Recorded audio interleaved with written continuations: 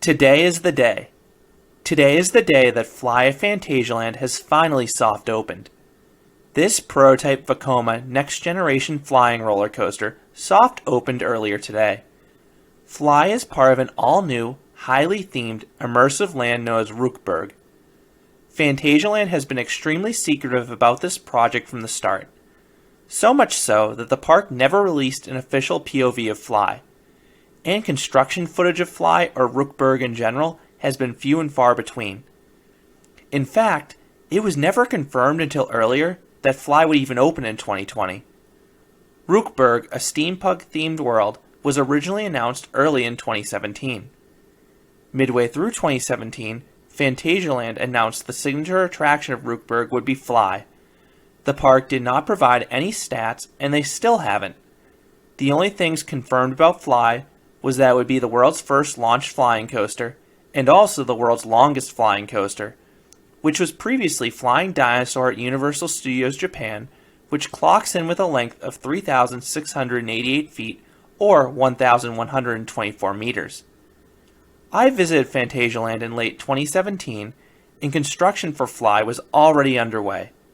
I could see the massive cranes on site, and one section of the pinkish-purple track was visible atop the construction walls, the top of the corkscrew. Then in 2018, the park confirmed that Rookburgh would include the Charles Lindbergh Hotel. And if you're familiar with Phantasialand, you know their hotels are amazing. Hotel Matamba is the African-themed hotel that Black Mamba climbs through. And Hotel Lingbao is the Asian-themed hotel, and the one I stayed in back in 2017. So I'm intrigued to see what the Charles Lindbergh Hotel looks like when it opens later this year, because it's incorporated into Rookburgh and should give some amazing views of F.L.Y. But after these projects were announced, it was radio silence from Phantasialand. No one really knew for sure if F.L.Y would open for the 2020 season until Phantasialand's big announcement earlier. It was just strongly suspected after the ride failed to open for the 2018 and 2019 seasons. However, anticipation continued to grow because of Phantasialand's impressive track record. When Phantasialand builds a new ride, they go big. They don't just add new attractions. No, they add new experiences. They add new highly themed experiences that are stunning from a visual, auditory, and ride perspective.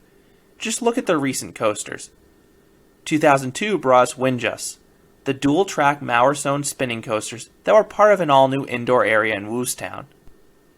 2006 brought us Black Mamba, an $11 million B&M inverted coaster with an additional $11 million of theming. 2016 brought us Taron, a multi-launched Intamin roller coaster part of the Klugheim area. And that doesn't even go into their highly themed non-coasters like Chiapas. All of their recent rides and areas are marvels, so I knew F.L.Y and Rookburgh would be incredible as well. In an age where coaster projects are leaked before parks can even announce them, the lack of stats or layout made F.L.Y extra exciting. Plus, you have a prototype ride system from a manufacturer in Vekoma that has recently produced some incredible coasters overseas like Let Coaster. No one knew how F.L.Y would ride. Would it be insanely forceful, or would it be more graceful? But based on the recent track record of Vekoma, we figured it would be very smooth and an awesome ride. I can't wait to see footage from Rookburgh and hear some reviews of F.L.Y.